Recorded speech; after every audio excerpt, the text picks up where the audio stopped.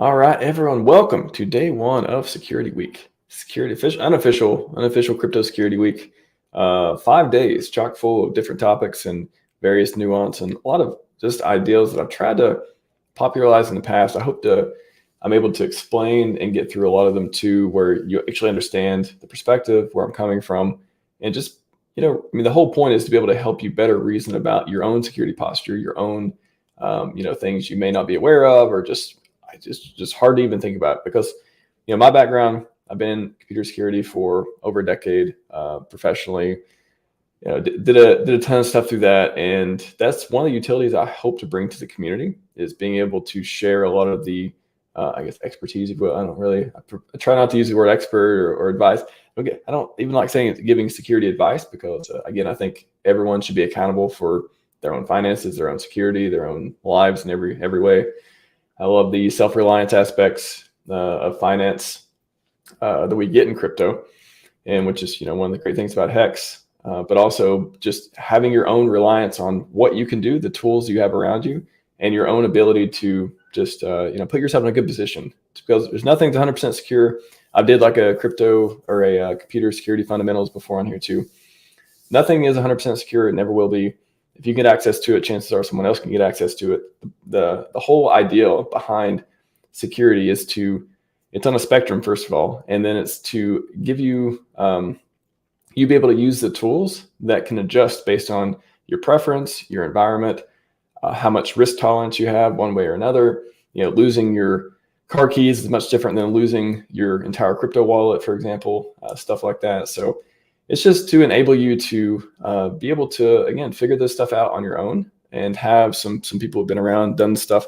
I got Ben on the show today. I always like to have him on when I talk about hardware wallets because I think he's more knowledgeable than I am. Again, I come from a computer security background. I kind of learned crypto security afterwards, which is actually a good way to do it too, because I have a lot of the fundamentals and I can see how to apply them to crypto. But he's on the show today. We have some great demos. If you're wondering about using PulseChain hardware wallets, does it work? I don't understand. We're going to go through that as well, and the other stuff during the AMA. Whatever questions you have, hardware wallets or otherwise, put them in the chat.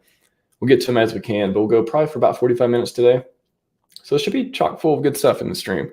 Anyways, without further ado, I'll go through the chat here in a second. But Ben Dubard, welcome back to the show. Hey, what's up, man? Thanks for having me. Good to see you. Hope everyone's having a good, productive Monday. It's a Labor Day, and that's what we're doing. We're laboring on Labor Day, man. That's what's happening. I know, right? God, it's messed up. Happy Labor Day. Shout out to everyone at Burning Man. Hopefully you're okay out there. I've got some folks there. Okay. Yeah. I've talked to some people. I have some friends there too, and I've talked to them and said, "Oh, everything's fine." I imagine it's on a spectrum though. Some people are probably better off than others. I don't imagine everyone is. I don't know, especially the people who aren't self-sufficient, aren't the self-reliance type. They probably are just trying to figure stuff out with other people. So shout out to everyone there. Hope you're doing okay. All of our Hexicans there as well. So good times when it rains in the desert. I gotta say. But man, you look like you just came from a soccer match. You've been coaching a little bit. You've been coaching the Hexagon team. No, I'm out in the sun a lot, so maybe that's it. I'm very. This is probably the tannest I've ever been this summer. Nice. Yeah, I mean, you got the hat matching with the jersey. You're ready to rock and roll.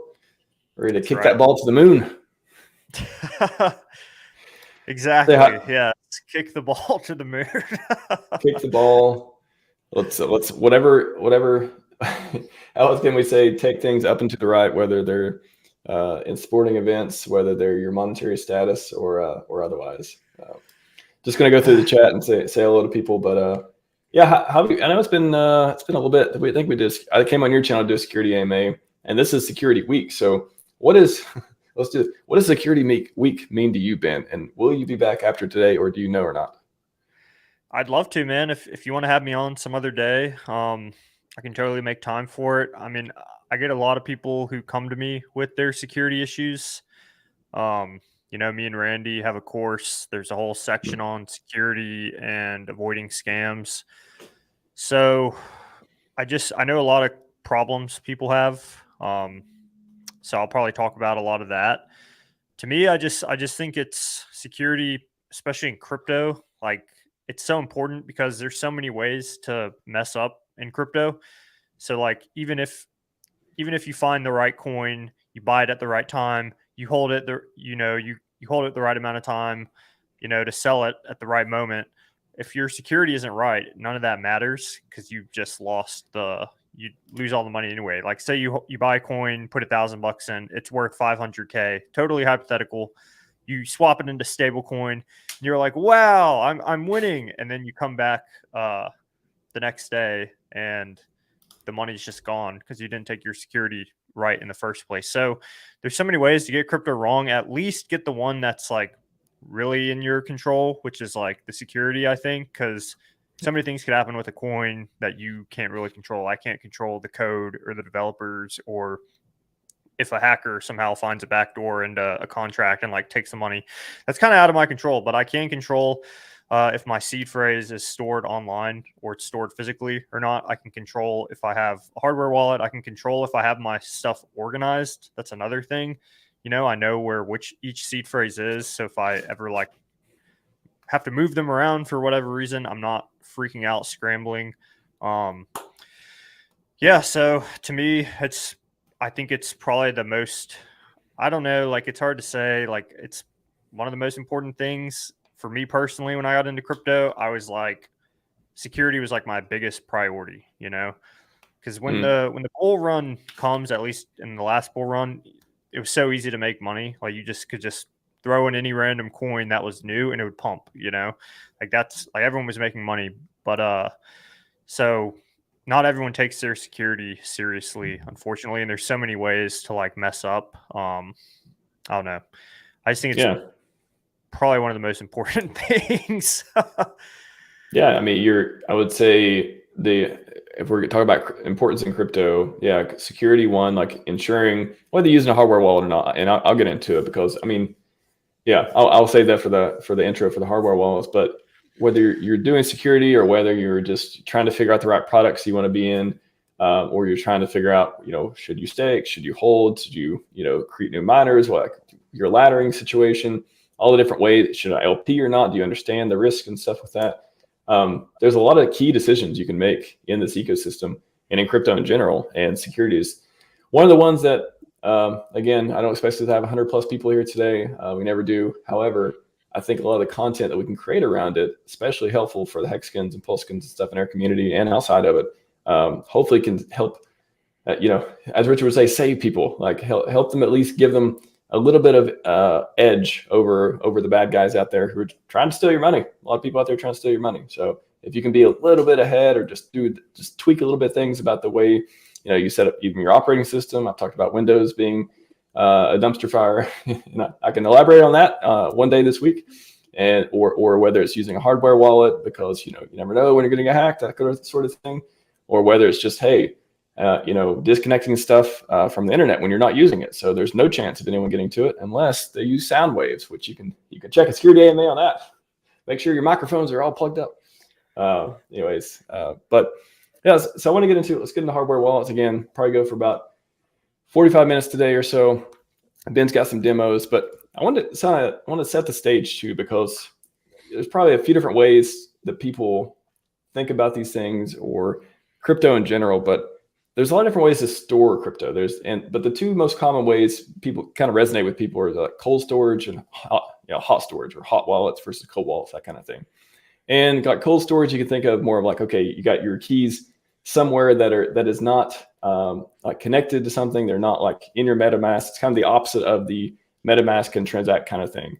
Hardware wallets kind of can fit in there too, in a way, depending on your environment. You could sort of kind of call them cold storage, but it really depends on how you're using them, whether you're using it day to day to transact or you're just putting it away and locking it up and stuff. But anyways, your keys are offline essentially in some way, however you define that. So on metal, paper, again, it could be hardware wallets depending on your environment and how you set it up. But they make it harder for you. Cold storage, it just makes it harder, whether using Coinbase cold storage, which is kind of a custodian type service that they take extra measures to do. It makes it harder to transact in some way. There's some additional measures you have to do. It's not for trading. It's not for swapping back and forth and doing many transactions per day. So therefore, if someone gets a hold of your keys or access to your wallet or service or whatever it is, it makes them harder for them to transfer out to their own wallet or otherwise spend it or get access to it too. So again, remember everyone, I like the way Dipcatcher reminded the other day. He has a lot of good tweets, and the one he had the other day was crypto is like a bearer bond. Like you don't own, like it doesn't mean like just because you generate the keys and you've been doing transactions, it doesn't mean it's your money.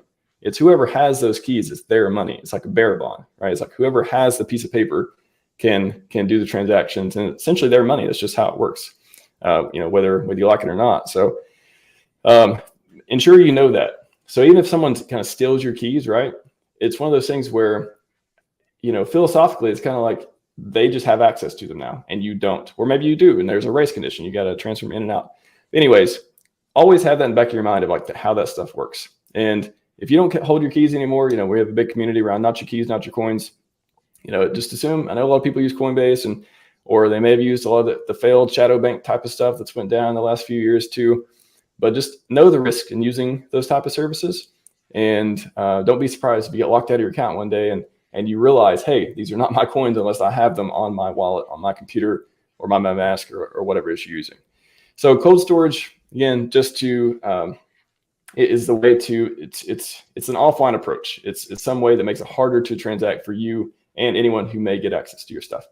Hot wallets are the ones where everyone's familiar with, password protected MetaMask. You got it on your computer, you got it in your browser. Hopefully you're separating browsers, using it something different than what you use for cat pictures.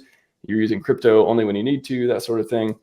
And, people, it's not like, I never like to take the approach that hardware wallets are this savior for everything. Like everyone needs to use them. Like you have to use it or you're going to get, everyone needs to make their own choice, but I want to explain it in a way that that kind of helps everyone understand like why they even exist. So the chances of you downloading malware in general on your computer or otherwise getting hacked throughout your lifetime, throughout your crypto, trading lifetime, whatever it is not zero. It's more than zero. It can depend on what kind of operating system you use, what kind of security hygiene you do, whether you have hardware wallets or not, whatever it is. Throughout your lifetime, you're probably going to come across some sort of malware, and it may get on your computer, and it may be looking for your money, it may be looking for your crypto and otherwise. So the ideal for hardware wallets is to make it harder for them. It's kind of like, I like to say 2FA. I don't know if that resonates with people or not, but I always like to think of it as 2FA. It is an extra layer of saying, okay, oh, you want to make a transaction? Well, do you physically have it with you? If you do, you must be the person who owns it, maybe, and you got to click that button to make the transaction go through. It also helps you generate seed phrases that that are on a more secure device than it would be Windows or whatever computer you may be running that could have malware running on it. So if you remove all the layers back, so those are the kind of the security things, they sound great, but it's all about assuming at one point you're going to get hacked and you want to mitigate the risk of that happening, like the result of that. So if you never use a hardware wallet and you only use hot wallet and you never get hacked or no one ever tries to mess with your stuff, then you probably never lose your crypto. But you're making a huge assumption that that's never going to happen. So if you have a hardware wallet, you can say, okay, let's say I'm assuming it will happen at some point. I don't believe I'm always going to be able to keep myself safe, all that stuff. And again, if you're a security expert versus average user, you have different risk profile. But what you're saying when you're using a hardware wallet is, I assume something bad might happen at one point, and I want to make sure if it does, I don't lose all my money. That's basically what you're saying when you use a hardware wallet and you take these kind of practices. So if that makes sense to you, then you may be interested in a hardware wallet. It costs $50, $100, depending on the brand, the features, and all that stuff. And again, yes, you can use them on PulseChain, like Ethereum and other networks too. But Ben, before we get into a demo, because I know we got a demo or two, on hardware wallets in general, what is the biggest selling point? And are there any cases where you would say, okay, maybe they're not as useful, or they don't take care of some sort of risk that you need to take care of yourself? Well, your seed phrase, as long as you don't take a picture of it or write it in your notes on your phone when you get your seed phrase from your hardware wallet, if you write it down, then you should be completely safe from someone getting your seed phrase, right? As far as we know, unless there's some kind of huge exploit in Trezor and Ledger and we just don't even know about it, which everyone would be, a lot of people would be screwed if that was the case. The thing it doesn't help or prevent is you sending your money to the wrong person, or you like approving something malicious, which is essentially the same thing as sending someone your money. So, that could be, you go to a fake website. This is called a phishing scam, PHISH, where someone pretends to be a legitimate website or person, and they trick you into connecting to their thing that looks exactly like the real thing. So I know someone who it was 2 a.m. She was tired. So that's another thing, don't use your hardware wallet, or really probably shouldn't do crypto if you're tired or drunk or inebriated in any way. But it was like 2 a.m. and she was tired and she just wanted to stake some hex. She just typed in hex on Google, and there is an ad for a fake hex website. So if you see on Google, ads appear before the actual search results. So someone had put an ad first for a fake hex website, but when she clicked on the website, it looked exactly like the real website. The only thing different was the URL. So the letters in the search bar, which that could seem obvious to some people, but to some people, I say these words URL, it's like confusing. So she staked her hex and then sent all of the hex to the scammer. So she had a hardware wallet. But that's the thing, is she approved the transaction on the hardware wallet and said, okay, yes, I'd like to do this. Send. So really, I mean, there's still some responsibility you have to take to be secure, even if you have a hardware wallet.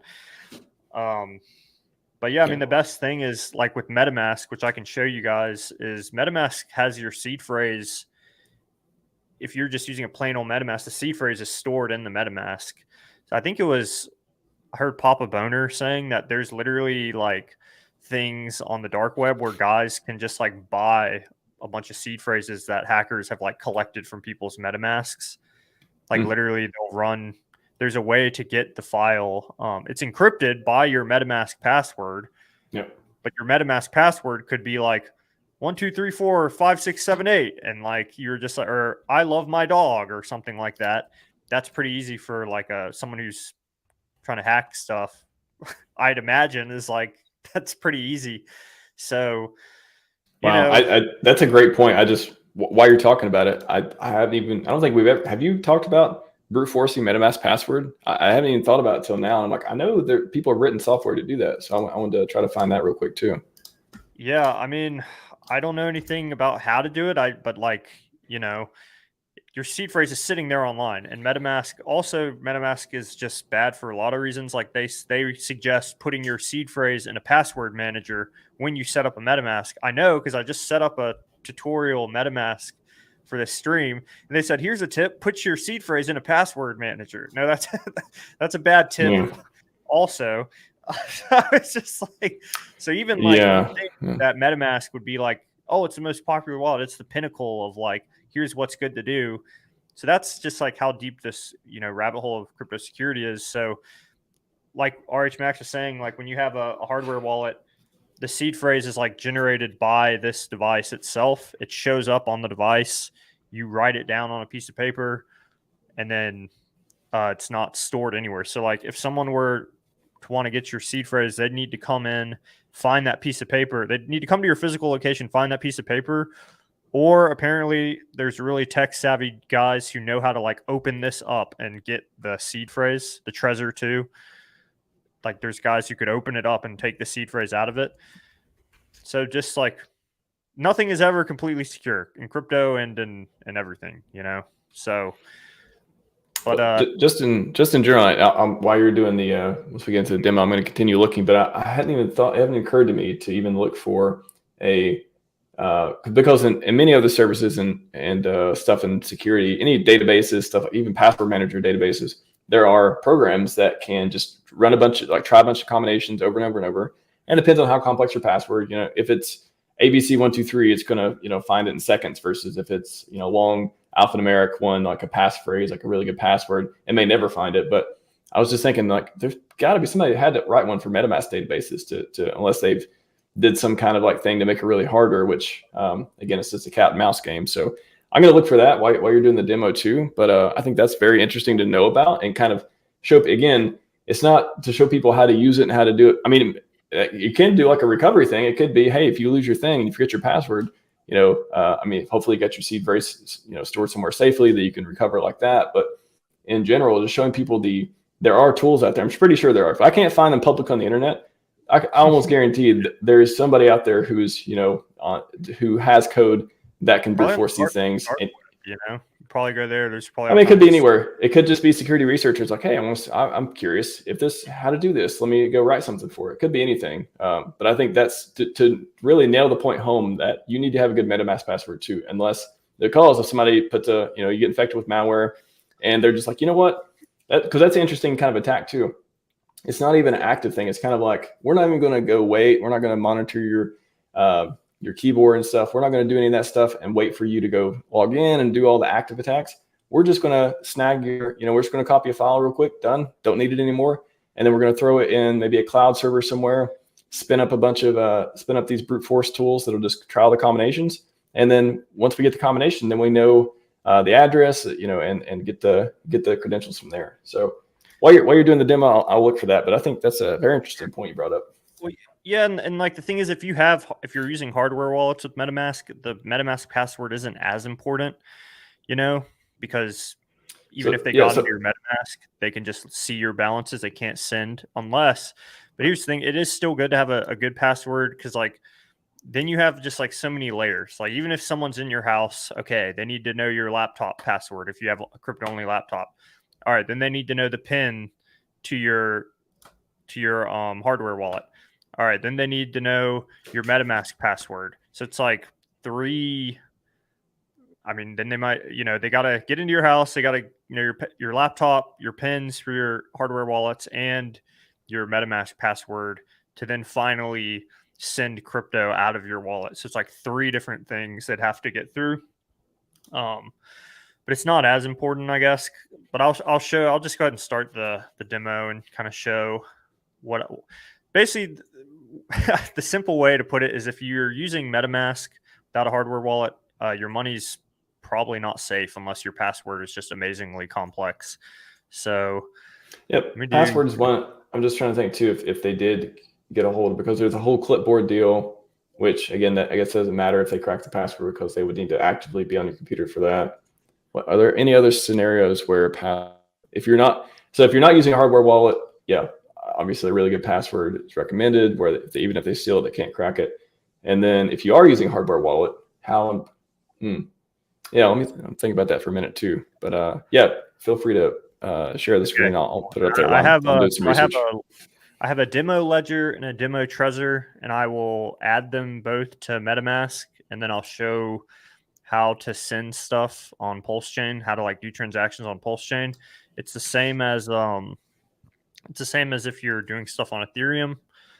But if this stuff is confusing, that's like totally understandable. It's confusing to a lot of people. But all right, here we go. Go ahead and share my screen. Okay. Entire screen. Go here. So you guys can see I'm on pulsechain.com. Just figured this was a good background. But basically I can open MetaMask and I have my account 1. So I don't have any other accounts. So if I go to, let's see, they moved the MetaMask stuff around. So I think it's okay. Yeah. If I go to account details, I can say show private key, and then I just need to enter my password, which I just set up this demo wallet. But I remember what the password is. The demo wallet. Oh, that's the private key. Where's the seed phrase? Did they change it? Let me see. Oh, wait. Here it is. Okay. Sorry about that. You go here, you go to settings, you go to security and privacy, and then you can click reveal secret recovery phrase.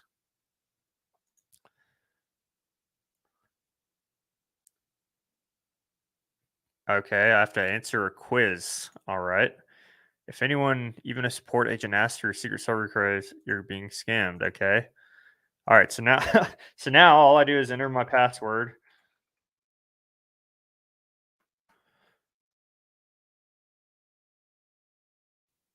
And here's the secret recovery phrase that's not so secret because all you need is my password to get in, and you only need 8 characters to make a password for MetaMask. It's not like they force you to make like a really hard password. So like literally your password could just be all lowercase one word that's 8 letters long. Which if you know most places, even like Facebook or whatever, you got to have like uppercase, lowercase, and stuff. So this is why any money stored like in an account one on MetaMask like this isn't safe. Like I had a friend who's lost money. Um, he had it in MetaMask. He wrote down his seed phrase for MetaMask. He lost like over 10K. So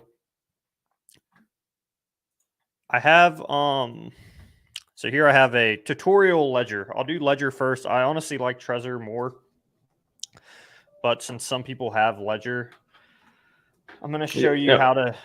Why do you like Ledger over Trezor, real quick? Or Trezor over ledger? Yeah. You mean? I'll show you, but you can create a passphrase really easily. It's also it's kind of easier to use in my experience. Now, what just sucks for like people I've done one-on-ones with or people who took my course is like the letters are so small on this thing. So like, I know a guy, he has to have like 2 pairs of glasses just to like read what he's doing. That's kind of just inevitable, sadly. But I found Trezor to be easier too. Like for example, on Ledger, you have to select the network you want to use on the ledger. And even if you're doing something on PulseChain, you have to select the Ethereum network on Ledger. Same as if you're going to use like Polygon or like Optimism, like other layer 2s. And that's confusing to people, They're like, why am I selecting Ethereum if I'm transacting on PulseChain? And then it's like, oh, well, you got to explain. They're like, it's a fork and they're both EVM compatible. And it's just like, it just causes all this confusion. Whereas Trezor, you can just plug it in and like do the transactions. You don't have to select what network you want to use on it. But I think the biggest thing is the passphrase with Trezor, which I'll show you guys in a second once I do the Trezor. But first, I'll just show you how to add the ledger. So here's my ledger live. It's open. Got my ledger plugged in. I'm going to enter my PIN on my ledger device.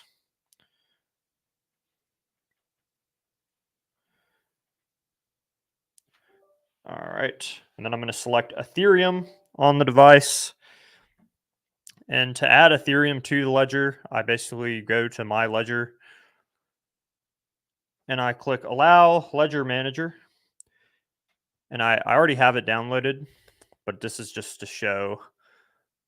So here I can, so if I wanted to have Bitcoin, I would install Bitcoin and then I'd be able to click, receive, which I'll show in a second, but all these different coins. Okay, so they do have Polygon on here now, but originally when they didn't, before Polygon was like as big as it is, you just used Ethereum. And that's how PulseChain is now. Yeah, so then I could go to receive, and then here's my Ethereum account. But once you add the hardware wallet to MetaMask, you don't really need to use Ledger Live. So, but here we go. MetaMask, I click up here, account 1, I click add hardware wallet. I click Ledger, I click continue, I select up here, Nano S, I click connect. Oops.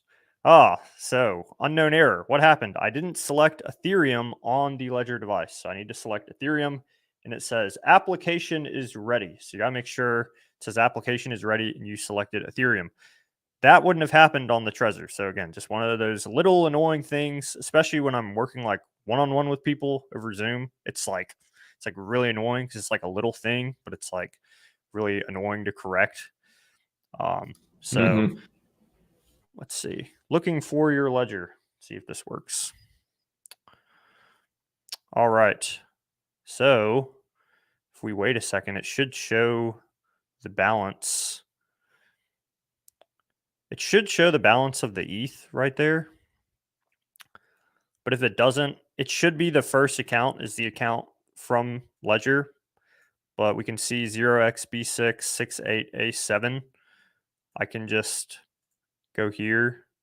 I can click receive. I can click continue. 0xb6 68a7. I can see that that is indeed the same address. Get out of here. Normally it would show my ETH balance here, so I don't know why it's doing that. Let's actually try again just to see if it'll do that. This is how it is. A lot of this stuff is very like We're lucky this stuff works at all. Yeah, exactly. Exactly. Like no explanation why. It's not doing what it normally does. That happens all the time. But we'll click unlock.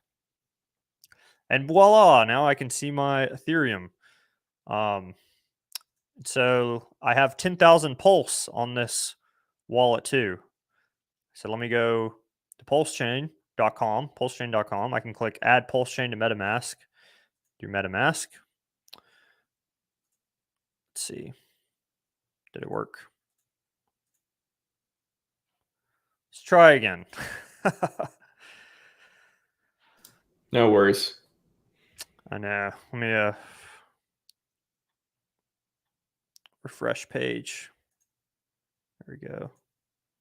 All right. Now it's going to prompt me. It says, do you want to allow this site to add a network? This is a PulseChain network. Click, and also that information's here. You could add it manually, but that just makes it easier to just click right there. And then now I can go ahead and switch networks to PulseChain. So now you can see I have 10,000 Pulse tokens. I'm rich. And I can switch networks up here.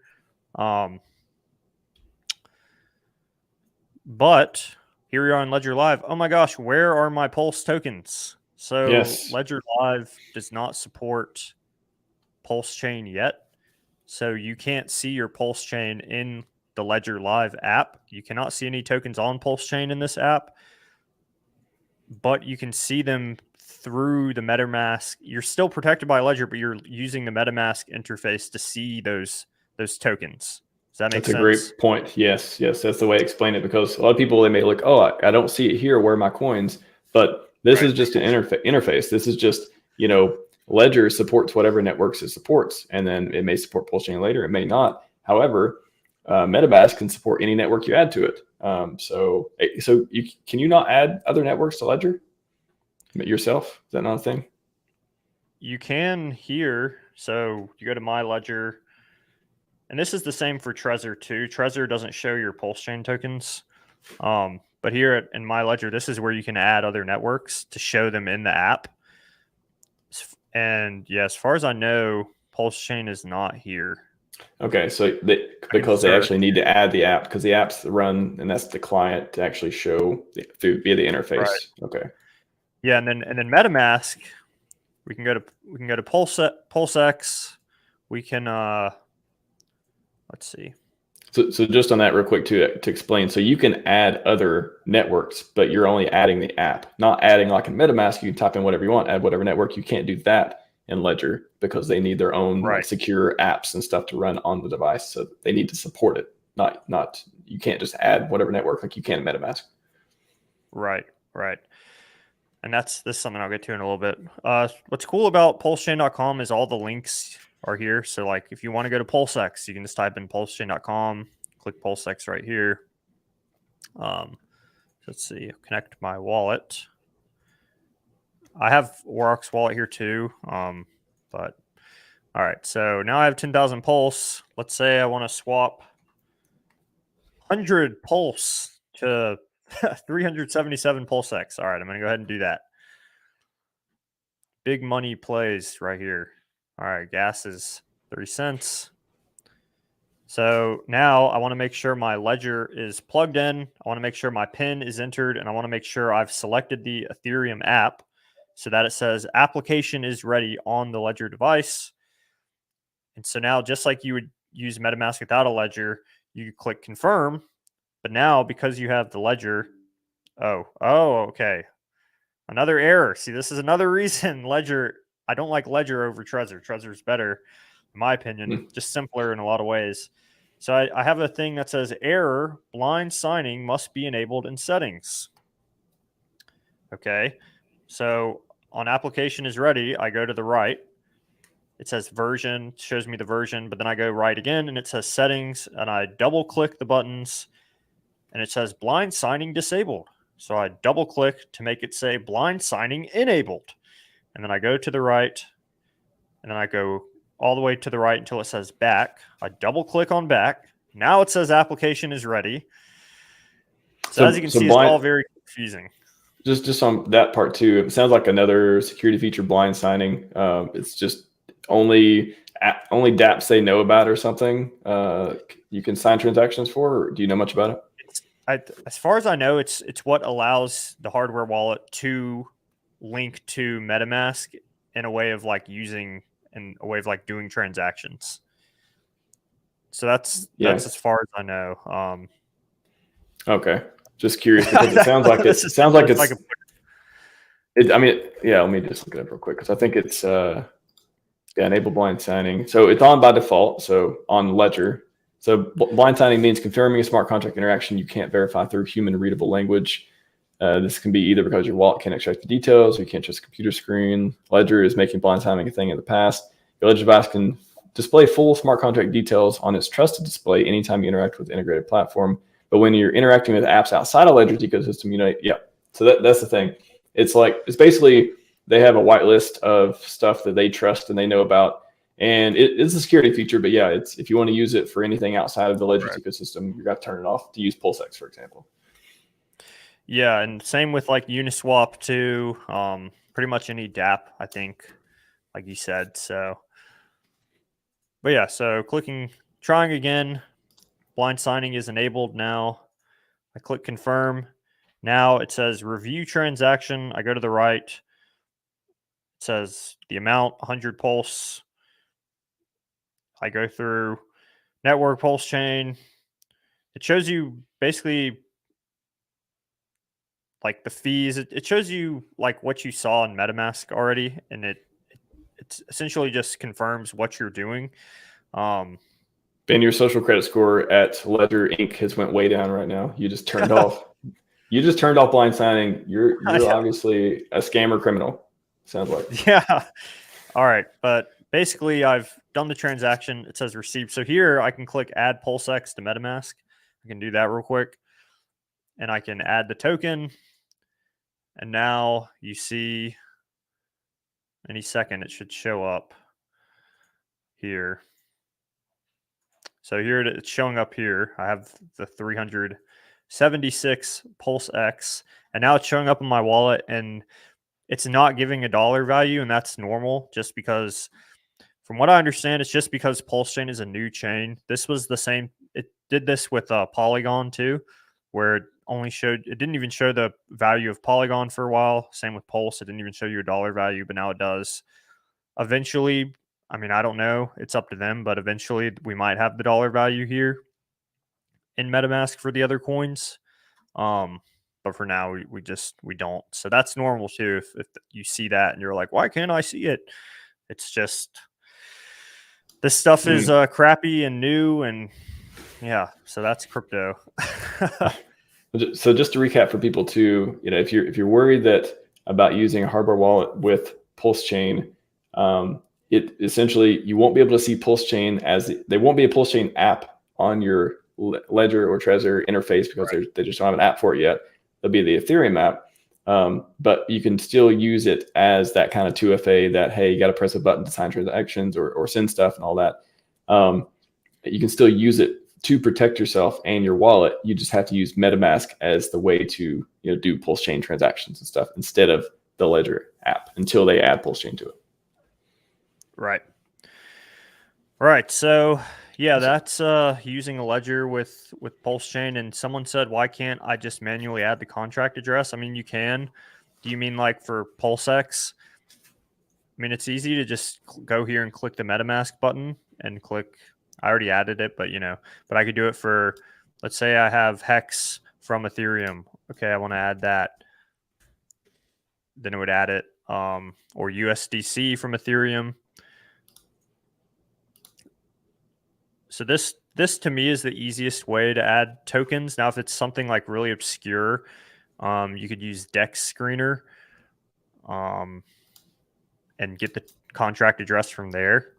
But I mean, that's a whole nother can of worms for, oh, how do you find the right contract address that's not scammy? You could make sure you're on the official Twitter to go to the official Telegram group of the coin and then get it from there. You go on Dex Screener. One way to know if it's like the official coin is to check the liquidity. So I guess I could open up Dex Screener. So let's say, what's an obscure coin? I don't know. I don't want to for anything, but basically here you can see the contract. The token address for Pulse is up here. And here's the liquidity, 14.4 million. Okay. This is probably the real Pulse and not a scam Pulse, because the liquidity, if it was a scam, the liquidity might be like $1 or something. So maybe it's a really good scam, Ben. Maybe, but like I was about to say, also you can double check with, Telegram, Twitter, ask people in the community. People will help you out. Shoot a DM to someone who's in the community. You can double check it a lot of different ways. So, but the main ones that they're all here, and it's super easy. You can just like click the MetaMask button and add it to MetaMask. It reminds me too. Just you can no longer rely on the first characters and the last characters. Remember that came out recently, where people were generating. Essentially, they would take an address they wanted to mimic, and they would generate the new addresses. They would keep generating them until they got ones that look super similar to the first little bit and the last little bit. Which is one of the security features MetaMask and other stuff rely on. It's like, hey, they don't show you everything because it's much easier to read the first and last, and it's just a flexibility and security and just like usability thing. But now people are taking advantage of that, generating these addresses and making it look like transactions were going through, which on Etherscan, could have looked like. So there's two parts to that actually. Correct me if I'm wrong, Ben. There was the generating addresses that look very similar, and then weren't they taking advantage of some bug in MetaMask where they could make it look like they were transactions were going out or something? So was that the second part? I don't know if those were like related or what, but yeah, I mean, if you're going to send, so what you can do is you can transfer between accounts and you can send to your account one. This is safe because it's just sending it directly to this other account here. Now you wouldn't want to send to this account because this is the account that has the seed phrase stored in the browser that isn't safe. But when we add the Trezor, which we're going to do in a second, it'll appear here, so you could send it back and forth easily. But let's say you were going to send to like an exchange to cash out or something, and you had a recent address down here. It said recent address, and it was it shows you the first like 5 or 4 digits, and then the last 4 digits of the address. And you're just like, oh yeah, that's the one I send to my exchange. There we go. And you clicked it. That address could be completely different in the middle. That's something scammers have been doing. So always just go the tiny bit of extra effort to copy the address you're going to send to from the source, So, just always make sure to copy paste the address you're going to send to, because that is a new thing. But yeah, the other thing that you're saying, it seems like it must have been a UI bug where I had a guy come to me and he was getting DAI sent out of his account, but it wasn't real DAI. It was like a fake scam DAI stablecoin, and Etherscan said it was getting sent out of his account. And I was like, well, it's not your real DAI. So like no one's sending money out of your actual money out of your account. But like, it's weird that it's saying it's sent out. So it seems like that was just some kind of interface glitch. So did he check? Do you know if he checked his MetaMask to actually see if transactions were going out? If he did, I suspect it would say it wouldn't show anything, and it would just have been that interface bug with Etherscan. I think I'd suspect that too, because like none of his actual crypto with value was taken. So it just didn't make any sense. And he hadn't connected. I checked revoke cache. He wasn't connected to anything weird. It was like, yeah, it was pretty odd. So It's like step one, generate like get a target address, generate a bunch of addresses that look like that. Step two, they found the MetaMask or the Etherscan bug, sounds like, and be able to make it look like those transactions were coming out of the wallet. And then I guess step three, create that or choose some fake coin that looks more like the DAI because the bug didn't allow them to make it real DAI or something. They can control that. It's probably just within the bounds of what they could do with the attack. It sounds like the three. And then so the whole point, once the person saw that happening, what was the deal? Like what was their reaction? What were they trying to get him to do? No one was trying to make him do anything. He just said, "Hey, I was checking my Etherscan, and like 3 weeks ago, I had these weird transactions of like DAI leaving my account." And I was like, "What?" And I was like, "That doesn't sound right," because he had like, actually, he still had DAI in his account, So I know what it was. Okay. Oh, if I remember, it was they were trying to get people to, again, the addresses are super similar. The first 4 or whatever and the last few. So they were trying to get people to look at, instead of trying to remember which address they set the DAI to last, they wanted to create a bunch of transactions on Etherscan to make it look like that's the last address. So they just copy and paste that address to send future DAI to. I think that's what they were trying to get him to do. Apparently not him, but they're trying to get most people to fall for that, I think. Yeah. Okay. But I don't do that. I don't copy addresses from Etherscan to do that. But maybe I'm not the average person. I never do that. I always copy it from whatever it is, the wallet I'm trying to send it to. I don't know. It was weird, but all his money was there, and so. Good. But I think that's it with Ledger. So things to remember. I think Trezor's easier, but we'll do that next. But you can't see your pulse in Ledger yet. That's normal. That doesn't mean it's not protected.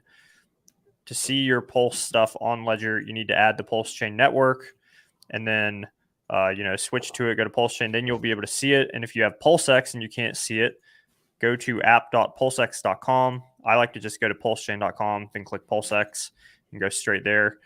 And then select PulseX from one of these drop-down menus, and then you can either copy the token address.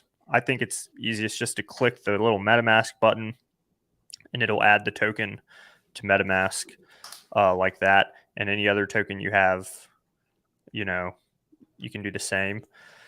And then if you want to do stuff on PulseChain with your ledger, you just select the Ethereum app on the ledger. Make sure it says application is ready. If the transaction fails, you need to go to the settings by just scrolling to the right and double clicking on settings. It'll say blind signing disabled. You just double click. So it says enabled. Then you go all the way to the right, click the back till it says back. You click that, and then you just retry the transaction. It says application is ready, and then it'll say review transaction. You just click through and approve, and your swap or your send will go through. So that probably is all very confusing. So I think you walked through pretty well. Cool. Yeah, I mean, I know it can be confusing for people. So just trying to make it as simple as possible. But yeah, I guess next we can do Trezor. So Trezor, okay. Trezor. I'd say Trezor just to be like funny sometimes. Trezor. So like Cardanzo, shout out there for Tony. Yeah. All right. So I set up the Trezor already. Now here's what's so I'm going to explain the passphrase real quick. Hidden wallet passphrase is required. So a hidden wallet is you are adding a 25th seed word to your 24-word seed phrase.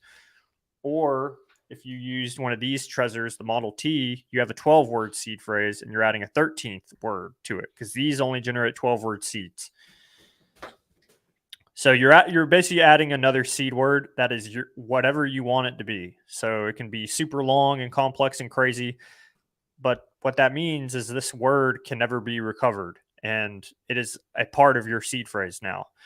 So earlier for the demo wallet, I made my passphrase hex. But what if I said, you know what, I'm going to make my passphrase hex, and I wrote it down on a piece of paper with my, with the seed phrase or separate from it, but I wrote my passphrase is hex. But then when I typed it in, I accidentally put a typo and I typed in heck. And then I, accessed the hidden wallet and I confirmed. It shows you what your passphrase is on the wallet when you create it, but I just said confirm, yeah. And then I sent money. So then it says if you're first setting up your passphrase, this is normal because you don't have any money in it yet because you haven't sent money to the wallet yet. You're setting it up. So I say, yeah, my passphrase was a hex, and let's say I do the typo again and I don't check it. I understand passphrases cannot be retrieved, and I confirm passphrase. And then I say continue. So I wrote on paper that my passphrase was HEX, but I accidentally typed it in HEC, heck. And then I send a bunch of crypto to this wallet. And then I go to bed, and the next day I come back and I type in the correct, I say, okay, my passphrase is hex. Yeah, I wrote that down. All right, let me enter the PIN.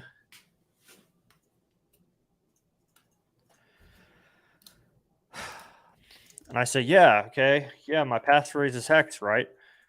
And then I open the wallet, and then then there's no money in it.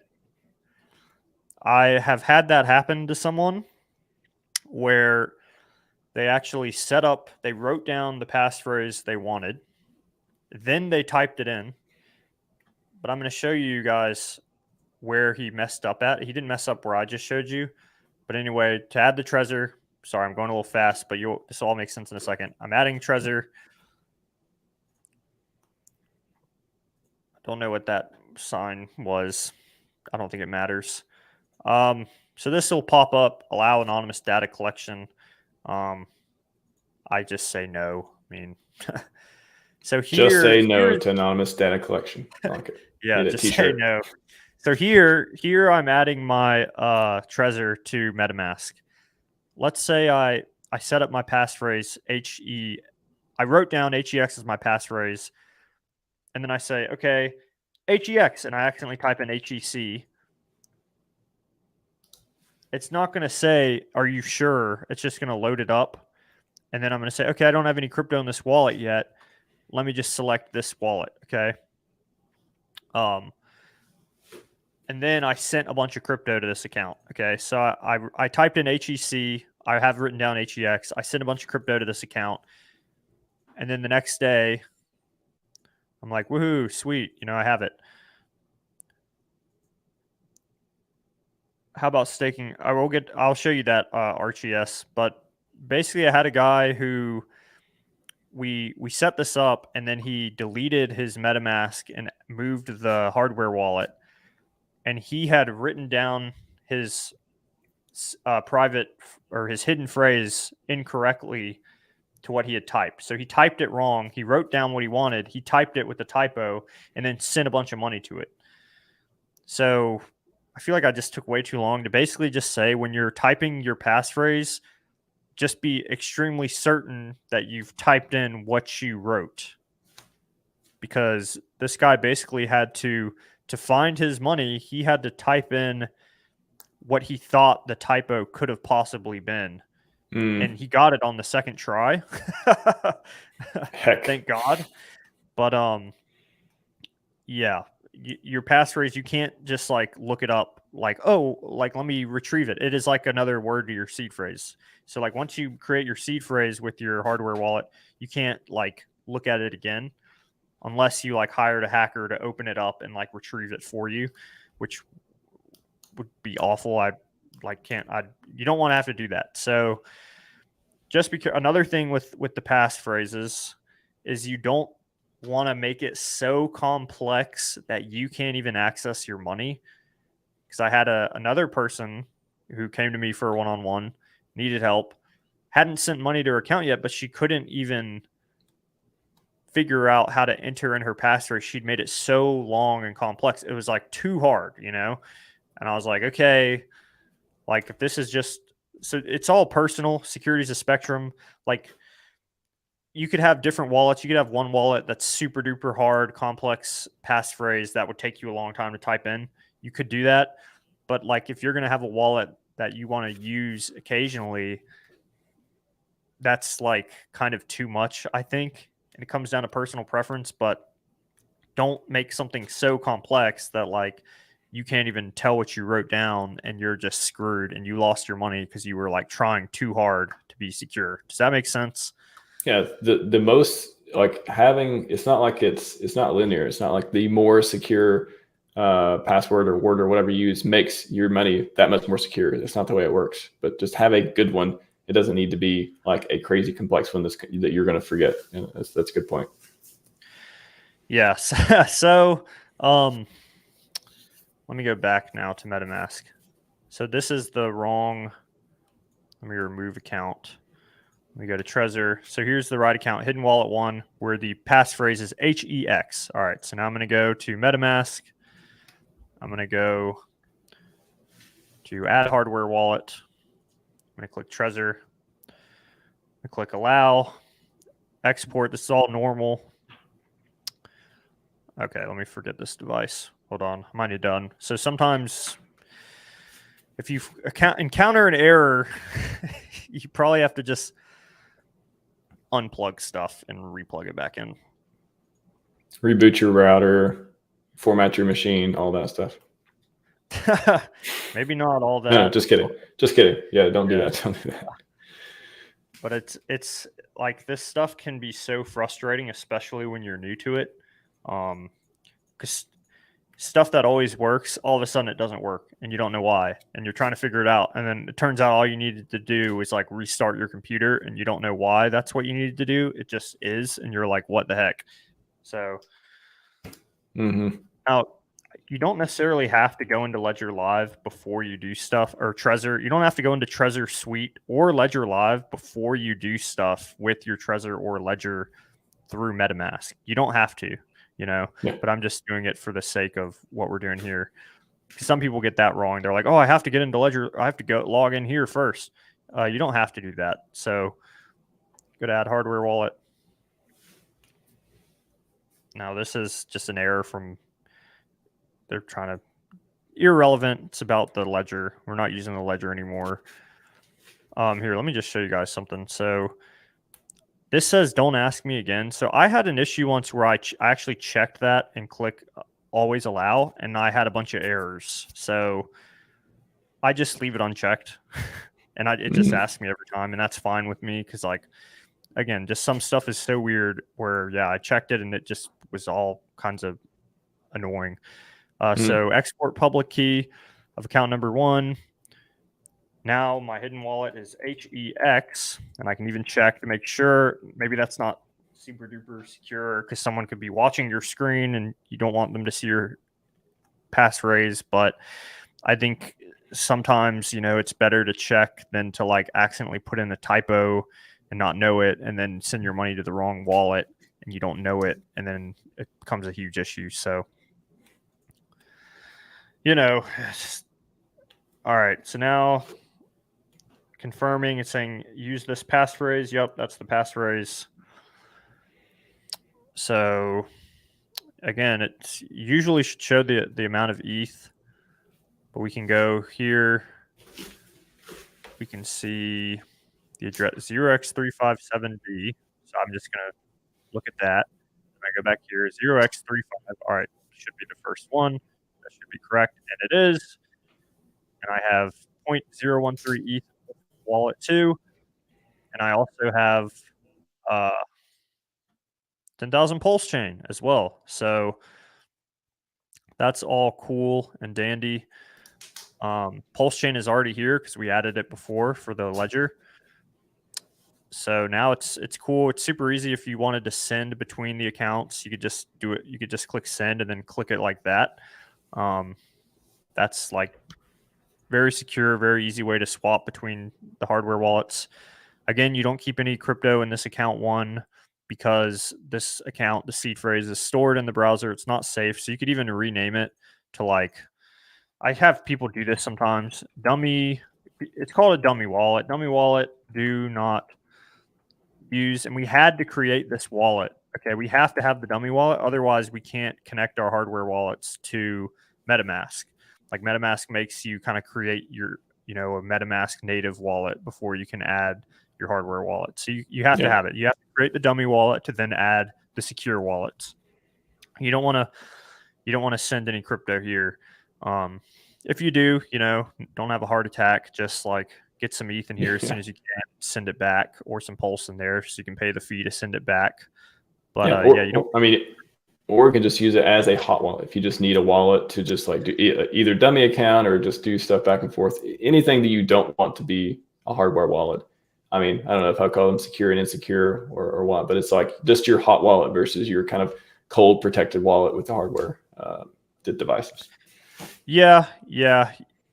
You could do that, or if you really, you could have a Trezor without a passphrase with a really easy pin too, to be your swapping it out real quick, like hot wallet. I know some people like they sometimes use like a phone MetaMask if they really want to do something, and they put a tiny bit of money on there. So if they really want to do something real quick on the road, they can too.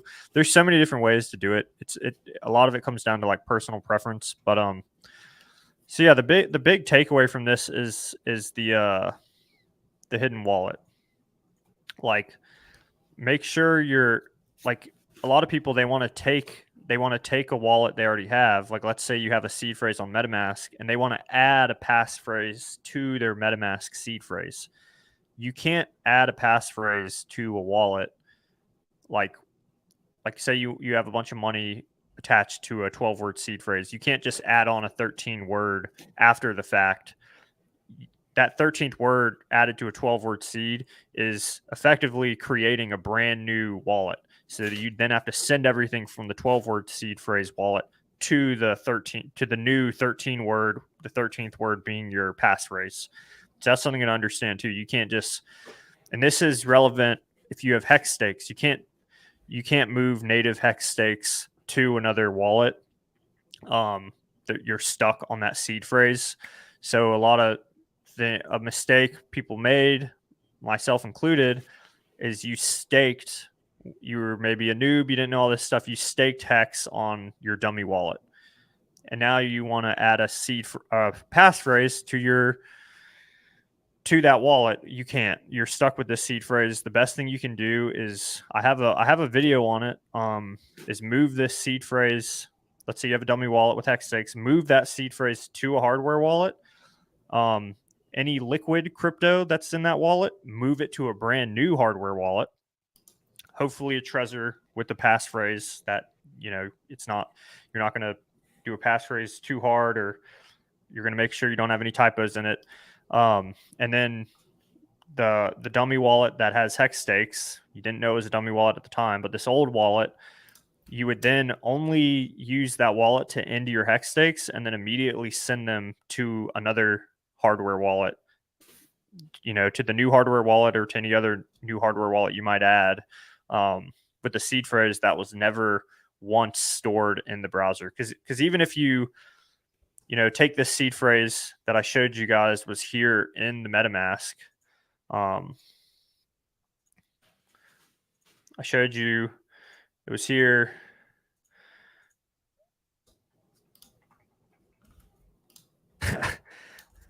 So even if you add the seed phrase to a hardware wallet, you want to just not keep any new, you don't want to add any more crypto to that wallet, and you don't want to keep any liquid crypto on that wallet, because someone could have, for all you know, the seed phrase was compromised already. It just hasn't been exploited yet, right?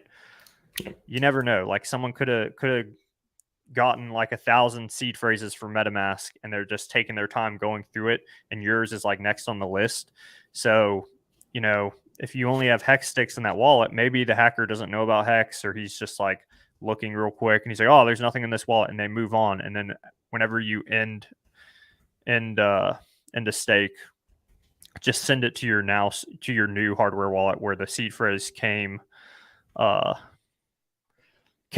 the device. And so the guy, just real quick, who was asking about how to stake, it's the same thing. I mean, if you want to do a transaction with the Trezor, it's actually easier.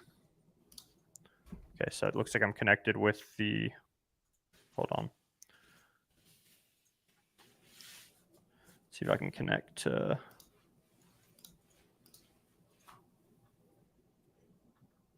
It's really good stuff, Ben. Yeah, thanks for doing the demos. Yeah, thanks, man. Yeah, I feel like it's a lot of info, so it could be confusing, but same way you would want to like stake hex, you just can, you know, as I'm swapping here, click confirm. Now this pop-up, so it's a little different than Ledger. You can already see it actually has a pop-up and a new kind of like browser thing, new browser and tab. I click allow once. Now on my device, I confirm, and then transaction is submitted. And if it's your first time doing a transaction and you've just plugged in your Trezor, it's going to ask you to enter your passphrase and stuff. But since we already did that before to add the Trezor to MetaMask, we're able to just confirm it real quick. But normally, if you just plugged it in, it's going to ask you to enter the PIN.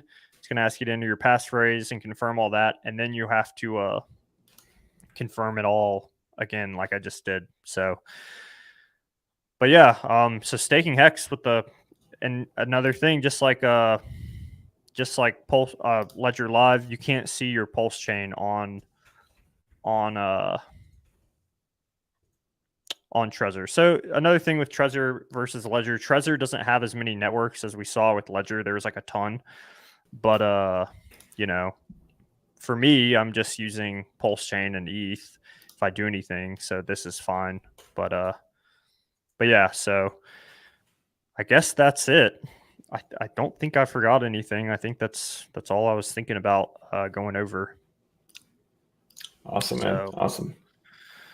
Yeah, sweet. We got so many details too about how to do a lot of stuff, the hidden wallets, and a lot of these things people really like to see. And I'm sure people will replay and kind of pause and when they're setting their own stuff up. So really good information to talk about, the different nuance around it too. Because if you're new to this stuff, I mean, you have no idea what's going on. So like having you talk about it like that was super good. I did, however, I'll cover it tomorrow. I'll put on the list for tomorrow's show, but there is a way to brute force MetaMask passwords for recovery, whether it's yours or anyone else's.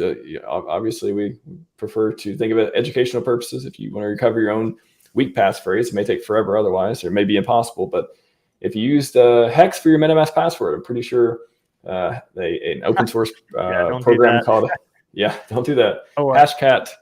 Hashcat will be able to recover it for you. I do believe. We'll talk about it tomorrow. Another thing I wanted to just point out real quick, because I had someone who had this issue. There's a tab I had open. So let's say you connect a hardware wallet to MetaMask and it's showing you those addresses to choose from and you can't see your account. That means you either have the wrong seed phrase or you entered a different passphrase. That is what it means. Because if you create an account here and like create this account here in Ledger Live, for example, you can't see that, but when you create an account in Ledger Live or whatever, that's the account that's going to show up first when you're trying to add to MetaMask. There's really no instance. This is from the Trezor website, and Ledger says the same thing. There's no instance really where your address would be 100 addresses back and you need to cycle through it. I've had this happen with people, and what happens is usually is you entered your passphrase wrong or you just don't have the right seed phrase. So something to remember. That's why you should be really really organized and take it very serious when you're setting up your hardware wallets and you're getting your seed phrase. It's not something to just be like, yeah, let me just write it down real quick so I can go ahead and get my crypto. It's like, yeah, write it down, but like know what it is, maybe have some sort of system that you know what it is and all that good stuff. So, but yeah, that is all. Cool. I know you got to run, so it's all good. One question, because I want to get to any questions. It is AMA, so we'll get to one to qualify for an AMA. Doug asks, so on the subject of anything wrong with staying with MetaMask and Coinbase until RH comes out with these products. Yeah, I've talked about this before. People have asked, is there a way to get away from MetaMask and just use something else? I hope there is one day. I definitely don't like the gatekeeping and the different censorship and the different centralization that's been happening on their platform and others that we've seen. There's, community people, a lot of people use some of the community wallets like Internet Money, for example. I'm not personally a user of them, but I've interviewed KG a bunch of times. I like a lot of the stuff they're doing. But yeah, hopefully we'll get a PulseChain wallet from RH one day, or we'll get some sort of other, I've heard people talk about Aurochs wallet and other stuff. I have no experience or ideals on those, but there are alternatives. However, for me, it's really hard for me to move to a different wallet, even though I don't like all the stuff that's happening with MetaMask, because it's like switching banks. But these are like software banks, and these are things that, hey, I need to make sure this stuff always works. I actually had MetaMask like reset a bunch of stuff the other day on one of my computers. I think I was like, I opened the browser. I was going to use it on one of my wallets, and the plugin was just gone. The app was just gone. The add-on just gone. I was like, what the hell? So I installed it again, and it's like, oh, set everything up again. I'm like, what just happened? I don't understand. And luckily, I had a backup of all the extension stuff. So that's another key point: having a backup of your stuff. If you are using MetaMask, or if you're just using, this was like in particular a hot wallet. It wasn't a hardware wallet situation. But if you are using that, make sure you have a backup of your files in case your browser decides to go, hey, I just don't want to work today, and you got to reinstall everything. So that was annoying and very frustrating. So I felt that heart drop of like, oh my gosh, like, I didn't have that much. It wasn't like super important. I knew I was going to recover and all that, but that's one reason I'm so hesitant to switch to other wallets, because I've been with MetaMask for a while. Even though I don't like a lot of the stuff they do, I know they generally work most of the time. And yeah, when it's your money on the line, a lot of stuff comes. It's a lot harder to move to a new player. So I hope we have a better alternative one day, many alternatives. Hopefully, have many alternatives that people like and use other than MetaMask. Cool. Yeah. Any thoughts from you, Ben, on that before we wrap up? Yeah, I've used Aurochs wallet a little. It's kind of cool. I mean, it works fine. But I kind of like RHMax too, where like it's hard to move away once I've been using something for a while. And I had a point on what you said, but I have videos on how to set up hardware wallet with MetaMask and Aurochs. Coinbase wallet, I will say, if you're talking about like their DeFi wallet, I know someone who used one, and like it's kind of centralized where like one day they just couldn't do anything. So I wouldn't use Coinbase, their DeFi wallet at all. I would not use that. I do not like custodians with my crypto. Like I avoid as much as possible. So yeah, you can't use your coins today. Like that is the opposite of why crypto was invented. To quote Richard Hart. That's not fun. But I mean, we need a lot of services. Again, a lot of people building stuff that are, especially fiat on ramps, is kind of necessary. There's certain things that are necessary, but we should, or what I try to do is avoid the things that aren't necessary and just go with the stuff I have to do that are centralized, and everything else, MetaMask and DeFi. That's how I try to do it. All right, man. Thanks again for coming on.